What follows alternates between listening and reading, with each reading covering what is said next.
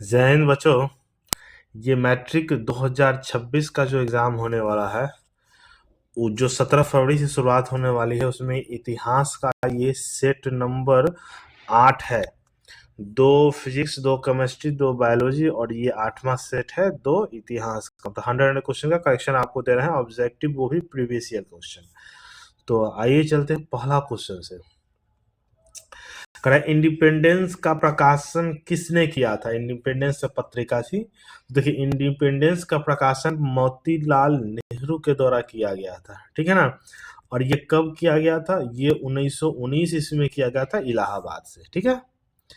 अगला क्वेश्चन आपका है कि महात्मा गांधी ने किस पत्र का संपादन किया, ठीक है ना।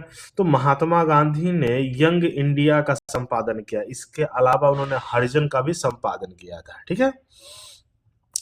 तीसरा क्वेश्चन, 13वीं सदी में किसने ब्लॉक प्रिंटिंग के नमूने यूरोप में पहुंचाए थे, ठीक है ना। ब्लॉक प्रिंटिंग का, तो देखिए ब्लॉक प्रिंटिंग का नमूना जो है वो इटली का एक व्यापारी था, इसका नाम था मार्को पोलो, ने 13वीं शताब्दी में इटली पहुंचाया था, ठीक है। क्वेश्चन नंबर 4, किसने कहा मुद्रण ईश्वर की दी हुई महानतम देन और सबसे बड़ा तोहफा है, ठीक है ना। तो ये किसके द्वारा कहा गया था? तो ये कहा गया था मार्टिन लूथर किंग के द्वारा। किसके द्वारा? मार्टिन लूथर किंग के द्वारा। अगला क्वेश्चन नंबर 5, चीन में क्रांति कब हुई थी? देखो, तो चीन में क्रांति हुई थी, ब्रिटेन के भी खिलाफ था वो 1949 ईस्वी में। कब हुई थी? 1949 ईस्वी में।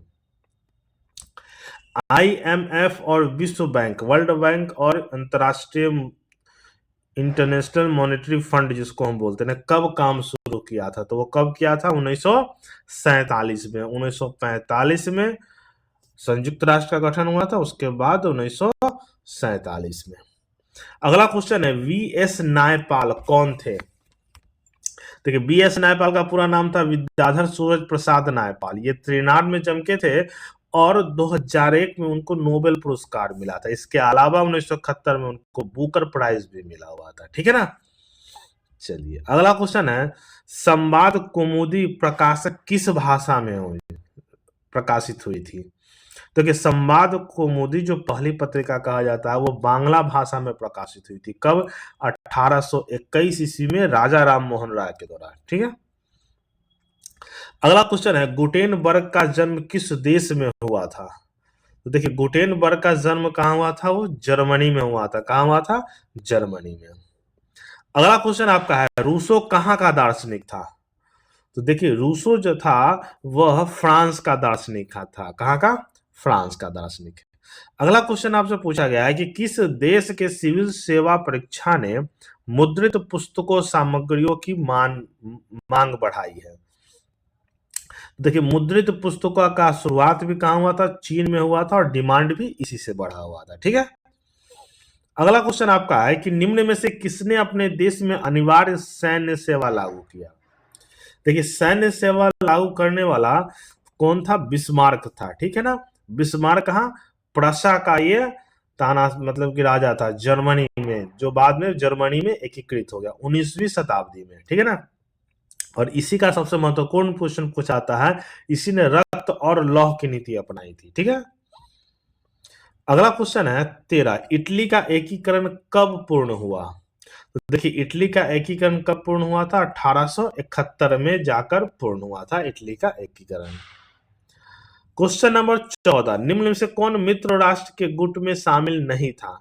देखिए, ब्रिटेन, फ्रांस और रूस ये ध्रुव राष्ट्र में था। मित्र राष्ट्र में कौन नहीं था? जर्मनी नहीं था, ठीक है ना। कौन नहीं था? जर्मनी। जर्मनी, इटली अलग राष्ट्र ग्रुप में था। सार्डिनिया का राजा कौन था? सार्डिनिया का राजा, तो देखिए सार्डिनिया का जो राजा था उसका नाम था विक्टर इमैनुअल, ठीक है ना। ये कब? 1849 से लेकर 1861 तक, ठीक है ना। अगला क्वेश्चन है 16, वियना सम्मेलन की मेजबानी किसने की? तो देखिए, वियना सम्मेलन हुआ कब था? 1814 और 15 में, सितंबर से जून तक हुआ था। और इसकी मेजबानी किसने की थी? मेटरनिख ने। किसने? मेटरनिख ने। अगला क्वेश्चन है, वियना कांग्रेस का मुख्य उद्देश्य क्या था? तो देखिए वीना कांग्रेस का मुख्य उद्देश्य था राजतंत्र को फिर से पुनर्स्थापित करना, ठीक है ना, किसका था, राजतंत्र को। यूरोप का मरीज किसे कहा जाता है, तो देखिए यूरोप का मरीज कहा जाता है तुर्की को, किसको, तुर्की को कहा जाता है यूरोप का मरीज। अगला क्वेश्चन आपका 1871 में कौन सी संधि हुई थी, यह भी महत्वपूर्ण है। तो 1871 में फ्रैंकफर्ट की संधि हुई थी, किसके किसके बीच, ये हुई थी फ्रांस और नवगठित हुआ था कौन, जर्मनी के बीच, फ्रांस और जर्मनी के बीच फ्रैंकफर्ट की संधि हुई थी। अगला क्वेश्चन है बोल्शेविक दल का नाम बदलकर साम्यवादी दल किसने किया, तो देखिए बोल्शेविक दल का नाम बदलकर साम्यवादी दल किया था किसने, लेनिन ने, किसने, लेनिन ने किया था। क्वेश्चन नंबर 21, अंतरराष्ट्रीय महिला दिवस की घोषणा किस वर्ष की गई, देखिए अंतरराष्ट्रीय महिला दिवस कब मनाया जाता, 8 मार्च को, कब मनाया था, 8 मार्च को, और इसकी घोषणा 1975 में संयुक्त राष्ट्र के द्वारा किया गया, और 1875 ईस्वी को महिला वर्ष दिवस वर्ष घोषित किया गया। लेनिन का उत्तराधिकारी कौन बना, लेनिन का, तो लेनिन का उत्तराधिकारी कौन बना था, स्टालिन बना था, कौन सा, स्टालिन बना था लेनिन का उत्तराधिकारी। अगला क्वेश्चन है निम्नांकित में से कौन यूरोपियन समाजवादी नहीं था, तो यूरोपियन समाजवादी न का कौन था, ये कार्ल मार्क्स, क्या था, कार्ल मार्क्स यूरोपियन समाजवादी नहीं था। लाल सेना की गठन किसने किया था, देखिए लाल सेना के गठन किया था, उनका नाम था लियोन ट्रोट्स्की, और ये कब किया था, 1918 जनवरी 1918 ईस्वी में, ठीक है, लियोन ट्रोट्स्की 1918 ईस्वी में। रूस के सम्राट को क्या कहा जाता है, तो रूस के सम्राट को क्या कहा जाता है, जार कहा जाता है। अगला क्वेश्चन है कि साम्यवादी घोषणा पत्र के लेखक कौन थे, तो देखिए साम्यवादी घोषणा पत्र जारी कब हुआ था, 1905, 22 जनवरी 1905 ईस्वी को, ठीक है ना, और फादर गैपोन के नेतृत्व में साम्यवादी घोषणा पत्र हुआ था, उसका नाम कार्ल मार्क्स और एंगल्स, ठीक है। चलिए क्वेश्चन नंबर 27, खूनी रविवार किसे कहा जाता है, देखिए खूनी रविवार कहा जाता है, क्यों कहा जाता है, तो सबसे पहले ये घटना कब हुई थी, 1905 के रविवार को, मतलब वो दिन था 22 जनवरी, ठीक है, 22 जनवरी, किसके खिलाफ, रूस के राजा जिसको जार निकोलस द्वितीय के लिए फरियाद के लिए जा रहे थे मजदूर, और जिस पर उन्होंने गोलियां चला दी थी, जिससे रविवार को बहुत खूनी संघर्ष हुआ था, बहुत लोग मारे गए थे, इसलिए इसे खूनी रविवार कहा जाता है, याद रखिएगा ये। रूस में कृषि दासता को किसने समाप्त किया, तो रूस में कृषि दासता को समाप्त करने वाले का नाम क्या था, जार निकोलस द्वितीय, क्या था, जार निकोलस द्वितीय। रूस में कृषक दास प्रथा का अंत कब हुआ, तो देखिए ये दास प्रथा का अंत हुआ था 3 मार्च 1861 को, और उसी दिन जार निकोलस द्वितीय ने मुक्ति घोषणा पत्र की घोषणा की थी, ठीक है। रूस में जार का अर्थ क्या होता है, तो रूस में जार का अर्थ होता है रूस का सम्राट, क्या होता है, रूस का सम्राट। क्वेश्चन नंबर 31, समाजवादियों के बाइबल किसे कहा जाता है, तो समाजवादियों का बाइबल किए कहा जाता है दास कैपिटल को। दास कैपिटल एक किताब थी जिसका प्रकाशन 1867 ईस्वी में कार्ल मार्क्स के द्वारा किया गया था, ठीक है। दास कैपिटल का प्रकाशन कब हुआ था, अब देखिए दास कैपिटल का प्रकाशन 1867 ईस्वी में हुआ था। अगला क्वेश्चन है अनामी दल के संस्थापक कौन थे, तो देखिए अनामी दल का अगर बेसिक संस्थापक की बात किया जाए तो ये थाईलैंड में शुरू हुआ था और फान बोई चाओ था, लेकिन उसके सहयोगी कौन थे, जोंगुएन आई, क्या नाम था, जोंगुएन आई। बंगाल विभाजन किसने वापस लिया, तो बंगाल विभाजन 1905 ईस्वी में हुआ था और वापस लिया गया 1912 ईस्वी में लॉर्ड हार्डिंग के समय, ठीक है। क्वेश्चन नंबर 35, निम्न में से किसे कैसर ए हिंद की उपाधि दी गई, तो देखिए कैसर ए हिंद की उपाधि रविन्द्रनाथ टैगोर के द्वारा महात्मा गांधी जी को दिया गया था 1915 ईस्वी में, कब दिया गया था, 1915 ईस्वी में, ठीक है। क्वेश्चन नंबर 36, भारत शासन अधिनियम 1919 को किस अन्य नाम से भी जाना जाता है? तो भारत शासन अधिनियम को मॉन्टेग्यू चेम्सफोर्ड सुधार के नाम से भी जाना जाता है। ठीक है ना, मॉन्टेग्यू चेम्सफोर्ड सुधार के नाम से जाना जाता है। क्वेश्चन नंबर 37, प्रथम जिनेवा कन्वेंशन कब हुआ था? तो प्रथम जिनेवा कन्वेंशन हुआ था 22 अगस्त 1864 को। कब हुआ था? 22 अगस्त 1864 को।